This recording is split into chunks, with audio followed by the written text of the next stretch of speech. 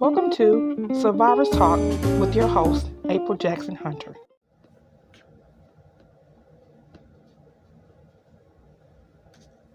Hey, welcome to another episode of Survivors Talk with your host, April Jackson Hunter. For you guys who don't know who I am, I'm the author of Mercedes Closet Keeping Deadly Secrets. I am also the founder and the president of Mercedes Closet Incorporated, which is a nonprofit geared to helping survivors like myself.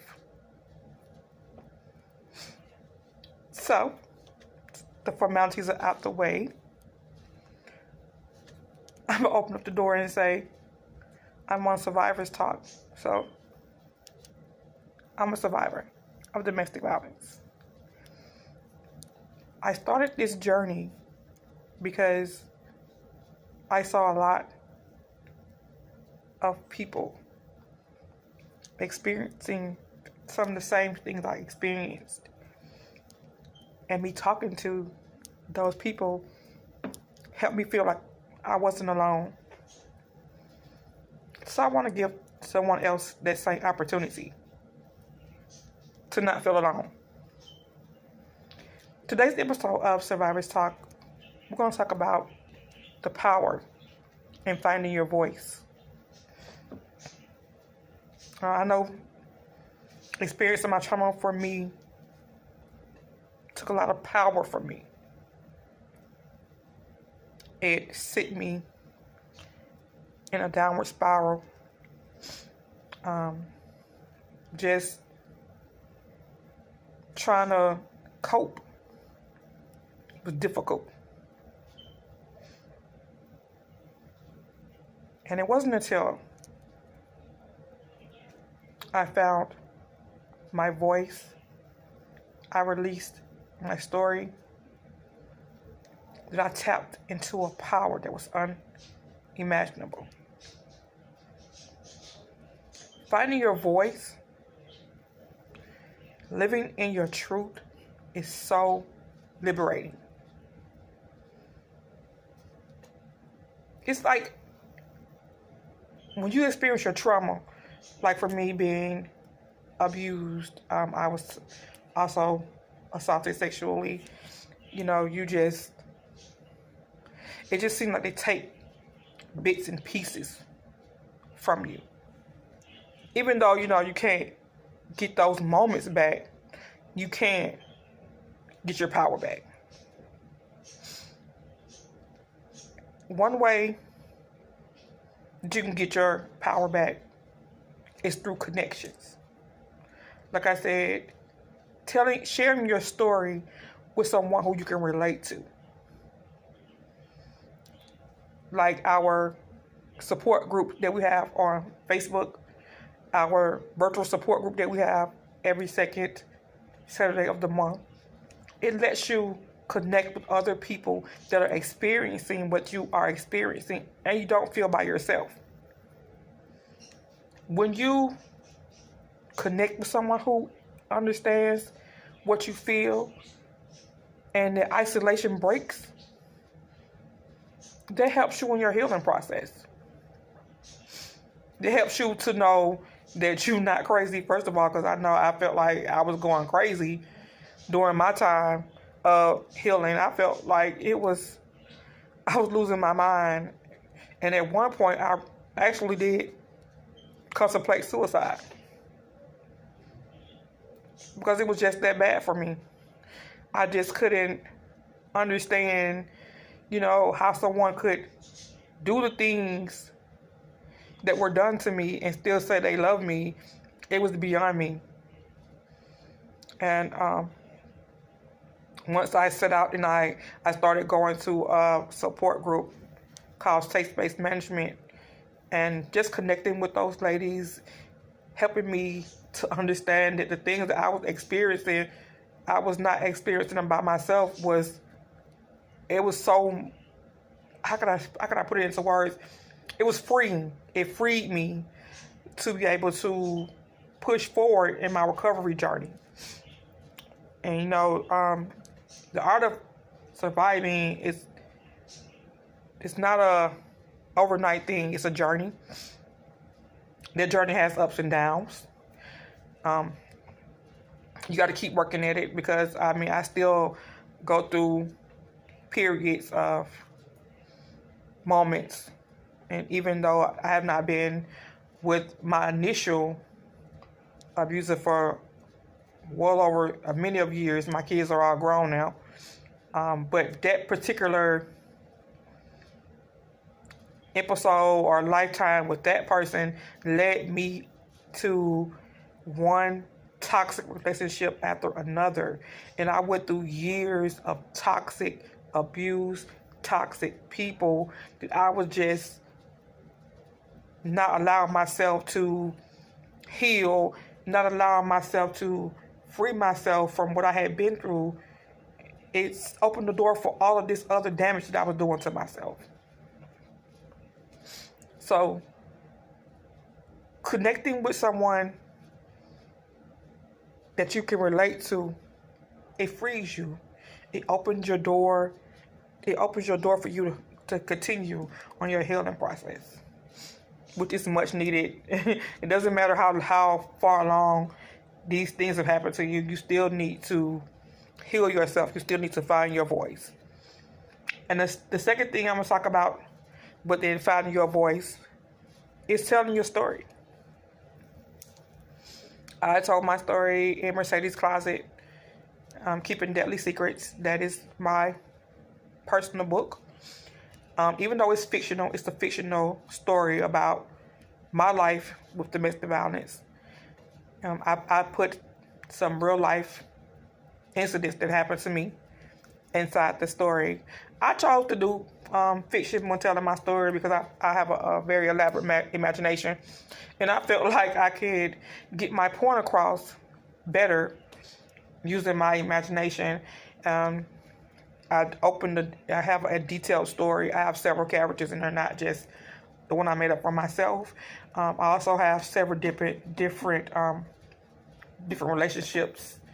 I have several different. It's like you're following their life. You're following their trials and tribulations through domestic violence. You're following it from the concept of meeting their partner to the end of the book.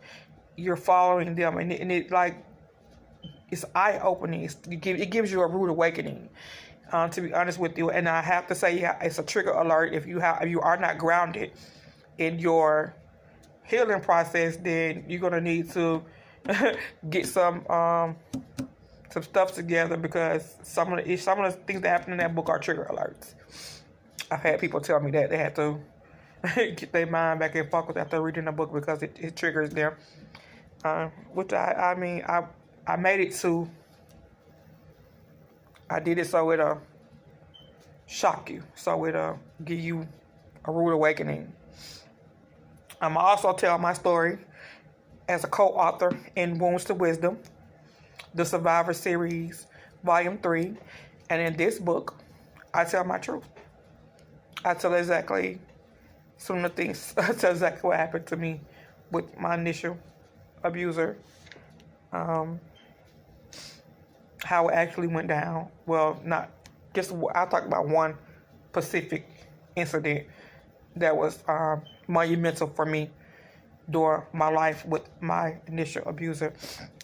So, that he tried to kill me. He tried to kill me on a couple occasions, but this was one I thought that it was really over for me, and I talk about that in the Wounds to Wisdom. And I talk about just how, I was able to, find myself and get out. And I just wrote that chapter to inspire other people to get out. Because it's possible. And I know they say certain things or they love you, but it's never the case. I hope that you guys get a copy of those books because those books are very empowering. They're very moving. They're tearjerkers. They're not just, my first book is fictional, so it's not just talking about domestic violence. You talk about love too, because you have to love them at some point in order for you to just to keep staying with them. It's not all about fighting. It's not all about the trauma and the traumatic incidents.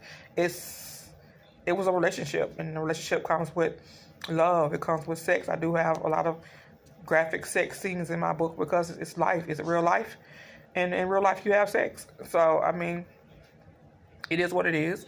It's not tantalizing. It's very classy. It's very well written out.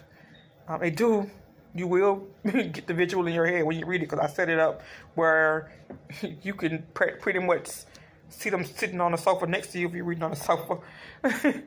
So, I mean, it is what it is. It's what I do. That's why I chose. I have a vivid imagination.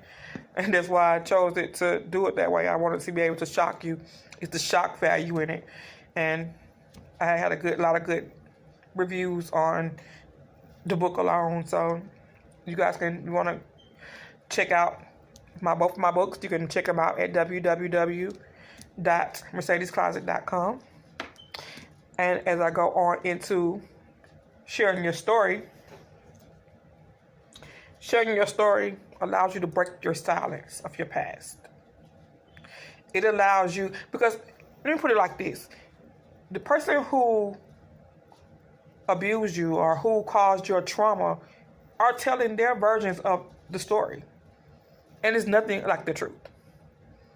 They're going to tell what they want everybody to know about what happened, which is pretty much going to be a lie. So in order to free yourself, you must break the silence. You must tell your story. You must get your truth out there. You deserve that much. Why live in the shadows of what they done to you? Free yourself. Tell your truth. It doesn't matter what nobody thinks about what you wrote. It doesn't matter about the naysayers. It doesn't matter about how you think your family is going to react. None of that matters. What matters is you standing in your truth and freeing yourself and continuing in your healing journey. Because at some point in your healing journey, you're going to realize who your supporters are, who your naysayers are, and you're going to cut or add accordingly. So it doesn't matter if they say, "Oh, you shouldn't say stuff like that. You're gonna embarrass our family." I'm not the one that's embarrassing your family. The one that embarrassing the family is the one that hurt me. I'm the victim. I'm the survivor. This is my truth. And it's time. It's time to free yourself. It's time to stand by your truth. And it's time to get it done. And of course, I'm a ghostwriter. I want to just put that out there. I know everybody is not writing savvy. So I am a ghostwriter. I help survivors like myself find their voice and tell their story. If you guys need help putting your story out there, you can feel free to comment. You feel free to contact me. You know, I will my consultations are free. Just talk about what message you're trying to put out there, where you're trying to go with your story. You know, you can email me at mercedescloset@yahoo.com, and we can talk about it, because everybody deserves to put their story out there. And you can say nobody want to hear my voice, nobody wants to hear my story. They do. I thought the same thing when I released my first book. I feel like nobody cared. I'm just some fat girl from the projects. Nobody gives a damn about what the fuck I'm talking about. Excuse my language, but this is what I thought. This is exactly how I felt. I felt like, who gives a shit about what the fuck I've been through in my life? People got way more things to worry about than what this little fat girl I've been through. You know what I'm saying? But at the end of the day, people do. People actually, and you know why they want to know, or why they want to read your story? Because they can relate to you. They relate to what you've been through. They're going through it right now, and listening to how you overcame and how you came through is very empowering for somebody else. Take a moment, get yourself together, focus on you, and tell your story. telling your story not only helps you, it helps somebody else. And believe me, it helps you. You might think it won't. Yes, it will. It frees you from so much bondage. You know, me just releasing Mercedes Closet was so liberating for me. I swear to God, I feel like I lost so much pressure on me. You know, because I was hiding so much of what I had been through in my life. My family members did not know half of what I was going through with somebody who I spent a lot of my time with. And when they started reading the story, they knew some of the things that I was saying were true, because they would say, like, I remember when this happened. Like, I didn't even know how much truth I put in this book. And I'm just saying, because I said the book is fictional, because I elaborated a lot of stuff and I made up characters and made up scenes. But I did put a lot of things that happened to me personally in this book. So when I started reading and releasing my truth out into the world, it was just so like the chains were breaking, the chains were coming off. I feel like I no longer had to hide behind the shadows of what my trauma did to me. I no longer had this heavy weight about what I was going through in my life. Like, I no longer had to live under the dark clouds of my abuse, of my trauma, of my pain. I was able to direct that portion of my life I held, holding back this secret, into another avenue. It's liberating and it's free. So when you're ready to tell your story, put it out there. You could put your story out. You can do poetry. You don't have to write a book. You can do song. You can do anything you want. You could be an advocate. You don't have to write a book. It doesn't have to be about writing a book. It's about you sharing your story. You can be an advocate. You can get out there and tell your truth. You know, if you were you were a survivor of childhood abuse, childhood sexual assault, go to schools. Talk about what happened. Talk about how you got out of it, because there's some child right there that needs to hear that what they're going through is not okay. It's a baby out there right now that needs to hear that. That needs to hear that that person touching you is not okay. They're telling you it's okay, but it's not. They need to hear that.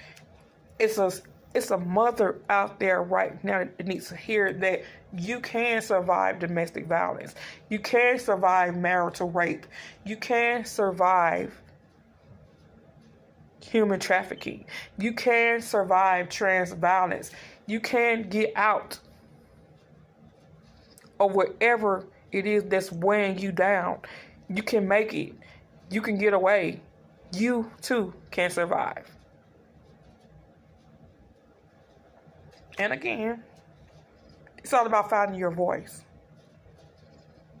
Finding your voice, connect with other survivors, and tell your story. Thank you guys for just giving me the opportunity to talk to you again on Survivors Talk. Again, I'm April Jackson Hunter. You guys can find me anywhere on social media, Facebook and Instagram at April Jackson Hunter, or Mercedes Closet Incorporated, as well as Twitter at bloopers, as well as on Twitter at Mercedes Closet. And you guys can also find me, my nonprofit, as well as any of my books at www.mercedescloset.com, and my email at mercedescloset@yahoo.com. Thank you again for just coming to chat with me on Survivors Talk. Subscribe to my YouTube channel at Mercedes Closet Inc., and I'll talk to you guys later. Thank you.